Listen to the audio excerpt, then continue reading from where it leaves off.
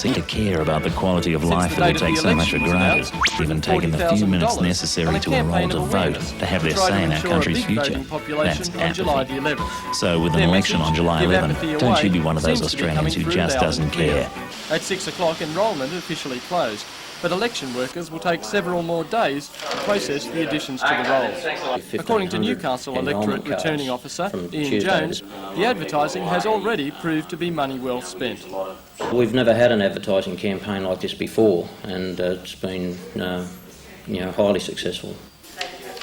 1,500 applications have been received by the office in the last 4 days. 48 polling booths will be set up in schools and public buildings in the Newcastle area on election day, and they'll stay open from 8 a.m. till 6 o'clock that night. The main thing voting in Australia is compulsory, with a maximum fine of $50 for those who don't.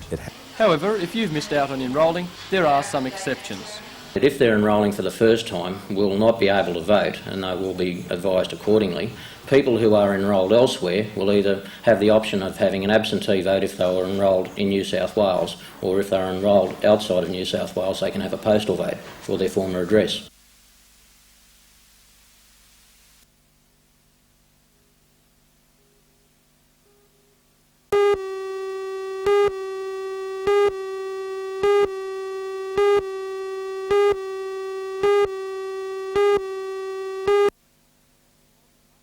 More than 100,000 people called for a ban on all nuclear missiles. It was Bond's biggest demonstration since 1983, when US Cruise and Pershing II missiles were first deployed in West Germany.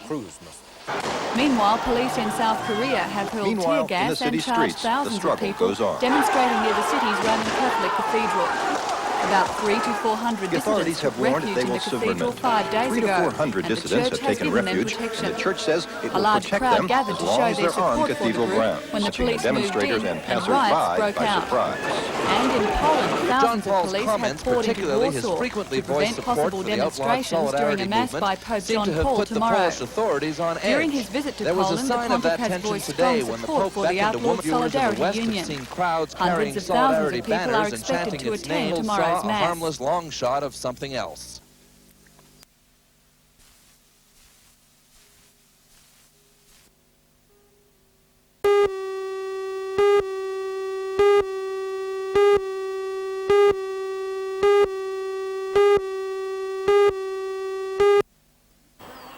Newcastle City Council decided last week to close the park to permanent residents by June 30.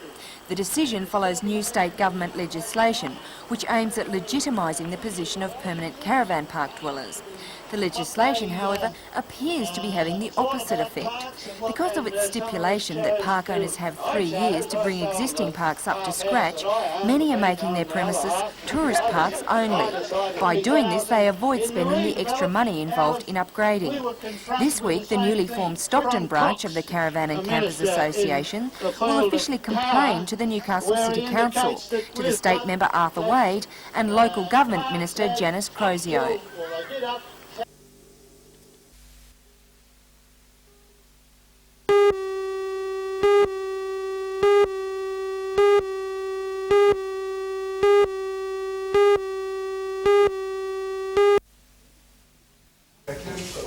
Leda Snell lives with her husband Tim on a property at Safala near Bathurst. She is 32 weeks pregnant. Her ordeal began at 5 a.m. yesterday when her waters broke prematurely and she was threatening to go into labour. After a trip to Bathurst Hospital, she was sent by ambulance to Westmead. Right, but unfortunately the situation had changed by the time that I got there, and they didn't have anywhere to care for the baby either, and they found a bed or room for the baby up here, and I came by helicopter then from Westmead to here, and unfortunately my poor husband was dragging along behind in the car wondering what in the heck was going on.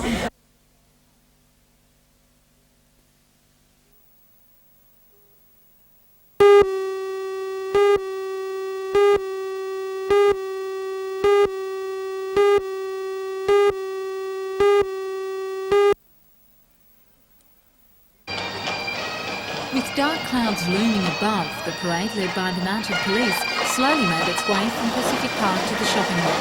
Local personalities waved to the crowds, and musical entertainment was heard from both the police pipe band and the Broadmeadow High School band. Rescue and emergency services were on show, as well as a special float depicting just one reason why the salvos need help to help others. Lord Mayor John McNaughton officially launched the campaign, and handing over a $1,500 cheque from NBN to Chairman of the Red Shield Appeal John Peshar, the first donation was gratefully accepted. Although the salvos don't begin their door knock appeal until next Sunday, Lieutenant Colonel Bert Hill says he hopes the message has already begun to spread. The Red Shield Appeal is your opportunity to reach out and help someone. And what about the target set for this region? Well, the target for the Newcastle City is $270,000 and the Hunter region, $620,000. Quite challenging goals, I think you'll agree.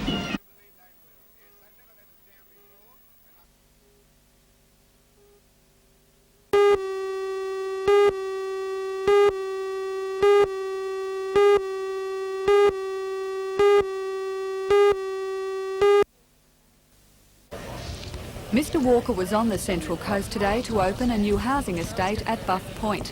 He was highly critical of John Howard's plan to abolish the Federal Department of Housing, Government's claiming it would policy not at the moment is succeed going to be as destroyed by cost-cutting Mr measure. Howard's plans. They're going to close down the Commonwealth State Housing Agreement entirely, get rid of it, and hope that the states can find the money for public housing. It's a disaster so far as I'm concerned. In addition, they're going to close down the Home Loans Insurance Corporation as well, which subsidises homes like the one behind me and makes it possible for young couples to get into their homes. He said the move would stop housing schemes like the one at Buff Point from going ahead. This estate is within walking distance of Lake Munmora and backs onto a playing field. 20 new homes have been built and bought by low-income earners at a cost of between $54,000 and $56,000 each. Finance has been made available through the Department of Housing's low-interest loans. Mr Walker today presented Craig McGowan, his wife Bronwyn and children locked in the garage with the front door key to their first home.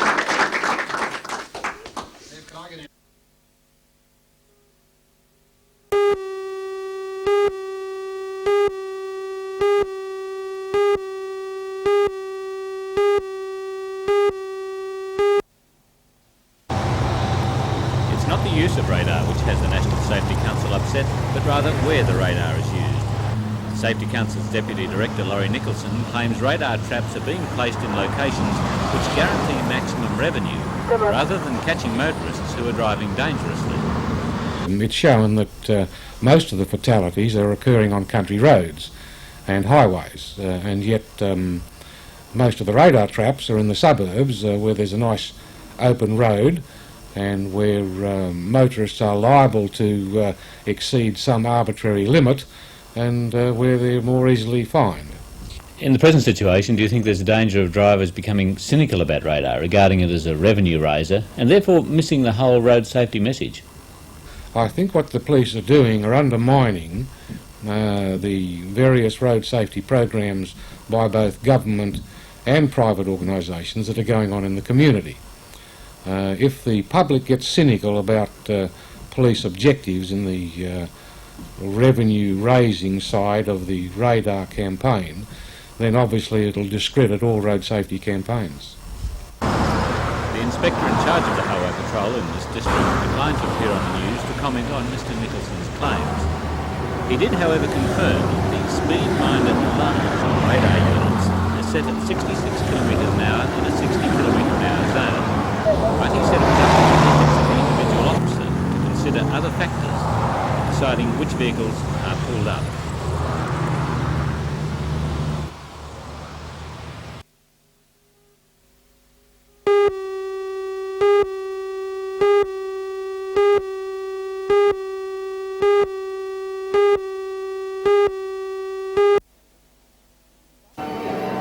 In fact, they were swamped with applications. Only 22 were chosen and then only experienced riders. The lessons will continue for another 10 to 12 weeks, and next term beginners could be allowed. 4 weeks into the course, Whitebridge teacher Sherilyn Salters says the new sport has been an unqualified success. They're enjoying it, and I think they're getting a great deal of satisfaction out of improving their skills. The The Spanish owner and instructor of the Lourdes school, Jose Mendez, left Perth 8 months ago, where he worked at El Caballo Blanco. With him, he brought the mainstay of the Spanish style of riding, Andalusian horses. I decided to come to Newcastle because in Perth, I feel like I did just everything. I just did the performance, I got everything fixed, I showed the tourists what they want to see. So I thought it was time to pack up and come back to somewhere new, to start build something new again, to make a new life. Although many of the students have their own horses and are being trained in the finer points of dressage, it's obvious that many of them would give almost anything to reach the standard of Mr. Mendez. And as a further incentive, there's the centre's pride and joy, the 7-year-old purebred Andalusian stallion, Bel Tuoso. But in case you're thinking you'd like to own one, at the moment, Bel Tuoso is worth around $25,000. When he's fully trained, he, or one just like him, could set you back around $50,000.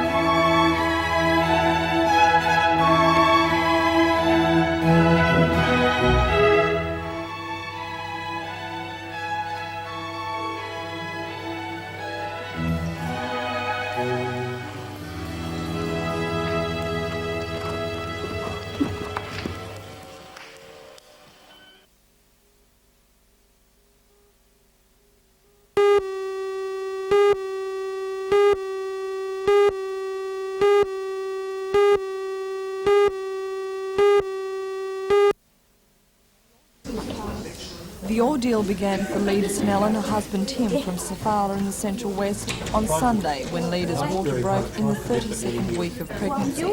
She was taken to Bathurst Hospital and then to West certainly Mead. wouldn't be. She finally found a bed at the I Mater suppose Hospital you can't in really, Waratah. Since then, just because 35-year-old something like Mrs. this Snell happens has once, been watched closely. you can't really, and yesterday she jump up went and down into and say labour. that's really cruel. 14 hours if it later, happens too at often, yes, 4:15 this morning, it isn't really she gave birth satisfactory, and to I don't know Kira how Lee. often. Although the tiny 7-week premature baby only weighs 1.8 kilos, or about 4 pounds on the old scale, hospital officials say they're pleased with her progress. And needless to say, a very weary Mr. and Mrs. Snell are delighted with the new addition to their family.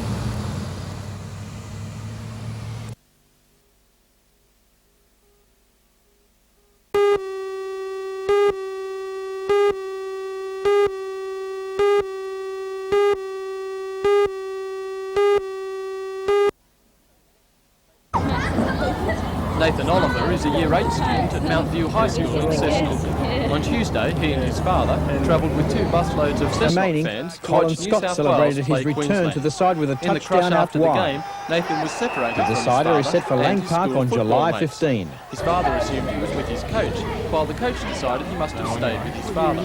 Consequently, both buses departed, leaving Nathan at the SCG. He was taken to the police, who, after informing his mother, shuttled Nathan along their patrol routes to Doyleston, where he was picked up. Nathan's father was incredulous at the suggestion that the police could be reprimanded. Well, I'm surprised to hear that anyone would suggest that. I think that's just crazy. I think they're to be commended and complimented on their actions. I thought they did a marvellous job. It's good old-fashioned, police service back in action. It's good to see. None whatsoever.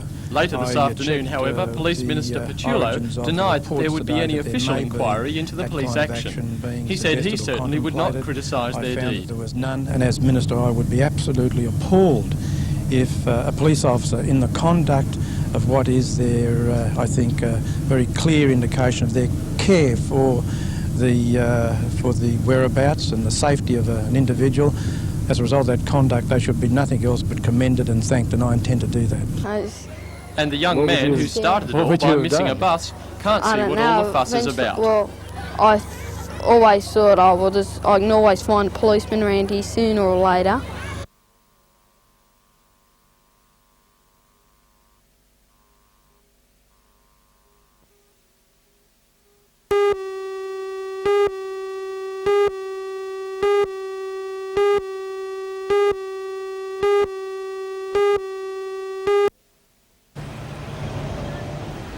The roadworks are part of the $50 million redevelopment of the Garden City shopping centre. Park Avenue is being widened to take the extra traffic expected after the extensions are finished. It's this work that service station owner Laurie Moviati says is ruining their business. He says traffic can now only gain access from one way, and even then, less and less people are winding their way between the barricades. It ranges between 25, 50 and even greater, 50% that is, drop. Now, once the road is completed and the extensions to Garden City are completed, will your businesses pick up because of the new roadworks? I just can't see that can happen. People have suggested that this will happen, but I just cannot see that happening now. The businessmen met at the Bel Air Hotel and say the work on Park Avenue is not expected to be finished until October. When it is, they say a median strip will continue to wreck trade. As well, 2 more sets of traffic lights are planned for Park Avenue, one at the intersection with Lexington Parade and another halfway towards Northcott Drive. It's the centre set to be used to regulate traffic out of Garden City that has the businessmen up in arms. They say with 3 sets of traffic lights in 400 metres of road, motorists will give Park Avenue a big miss, which in turn will mean less trade. What they want is no median strip or central set of traffic lights. A letter will be hand-delivered to the Newcastle City Council this morning, calling for a meeting.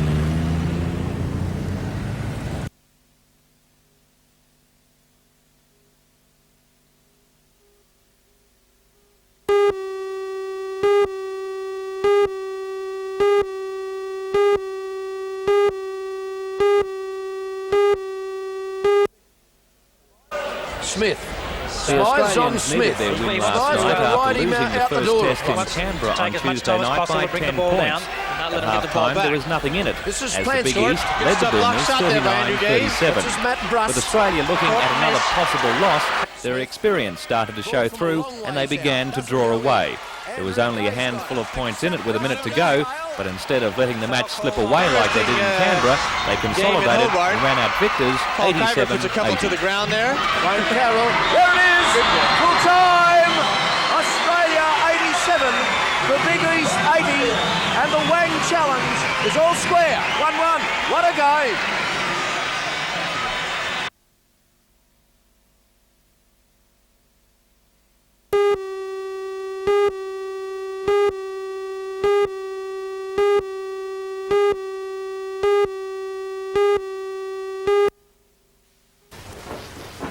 These thrill seekers are experienced parachutists. They've completed more than 300 jumps and are now preparing for the next step, the Jump Masters Instructor course. Before each flight, the gear is carefully arranged in precise order. One wrong fold and it could bring a quick end to the jump and the parachutist. When the canopy, suspension lines and harness have been packed, the parachutists have one final check before boarding the Cessna 185 for takeoff. The Elderslie Airstrip, located just north of Newcastle, has served the Newcastle Sport and Parachuting Club for 30 years. The club's history has recorded only one fatal accident, but just recently the sport has come under the safety spotlight.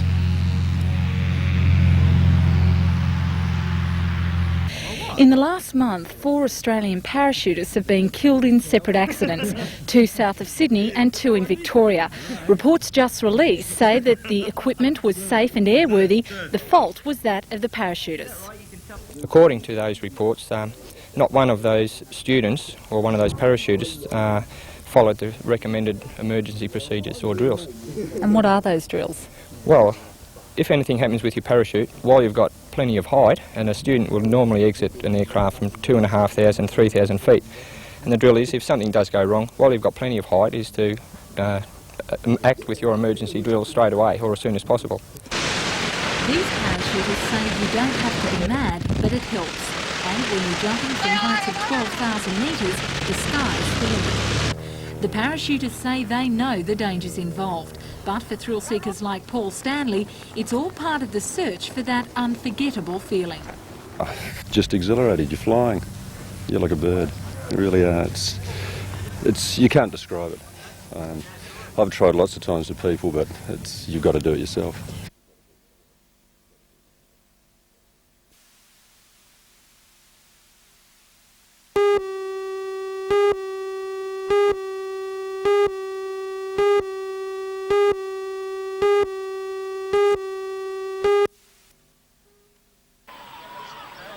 The 34-unit hostel section is the final stage of the Lake Macquarie Retirement Village, which has cost more than $1 million. The residents of the hostel will have their own units, and they'll have joint use of laundry, kitchen, dining and lounge areas. The first stage, which is now fully occupied, was 29 two-bedroom self-contained units. The village is a joint project of the Frank Widden Masonic Homes and the Lake Macquarie Retirement Village Association. The opening this morning was attended by residents and official guests. Speaking at the ceremony, Mr Morris announced the federal government had approved a grant of $575,000 towards the cost of the buildings. Then, with the help of a couple of children, he cut the ribbon and the hostel was declared open.